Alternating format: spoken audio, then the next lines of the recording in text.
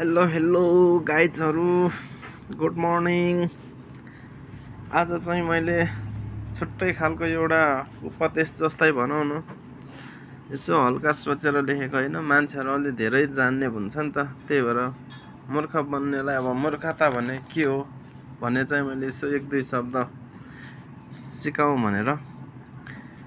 अब मूर्खता हुनुमा सबभन्दा के हुन्छ भने, एक नम्बरमा अब अरूलाई कमजोर ठान्नु, दुईमा मान्छे नचिनिकन जे मन लाग्यो त्यही, अब गुरु होस् जसलाई पनि आफू मात्रै सिकाउन खोज्ने, आफू मात्रै जान्ने, धोका दिइरहेको छ गुलाम भएर झोला बोकेर पछि लाग्नेहरू, काम गराउँछ साउसँग चाहिँ पैसा लिनु सक्दैन, कामदारलाई चाहिँ कति के चिज गरेको तिम्रो खाने हो र भन्ने, पाँचमा करोडको कुरा गर्छ चियाको पैसा पनि तिर्नु सक्दैन, छमा आफ्नो बेइज्जत गर्ला भनेर पहिल्यै खुट्टाइ ढोगेको जस्तो व्यवहार देखाउने, सातमा ठाउँमा पुगेपछि मनै भए पनि त्यस्तै हो, अलिअलि भ्रष्टाचार गरेन भने कार्यकर्ता कसरी पाल्नु रे, अनि त्यस्तो मान्छेले किन समाजसेवाको नाटक गर्नु होइन।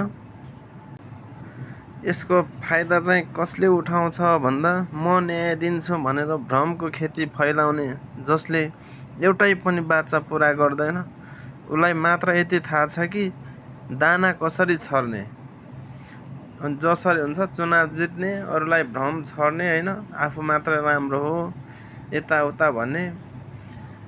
अब माथि ठाउँमा पुगेपछि को चिन्दैन होइन, फेरि 5 वर्षपछि हजुर भनेर आएको हुन्छ, फेरि मूर्ख मान्छे कस्तो, उसलाई चप्पल खोलेर मुखमा हान्नु सक्दैन, खुट्टा ढोकेर फुलमालाले स्वागत गर्छ। त्यही भएर मान्छे चिनिसकेपछि प्रश्न गर्न सक्नुपर्छ, आफू भ्रममा बाँच्ने अनि अरूलाई भ्रममा बचाउने त्यो नाटक चाहिँ छोड्नुपर्छ। भोलि नेताको सट्टा उसैले पनि जुत्ताको माला पाउन सक्छ। मूर्खता बन्नुको उपहार नै जुत्ताको माला लाउनु हो, फुलको माला होइन। आफै सचेत हुनु राम्रो।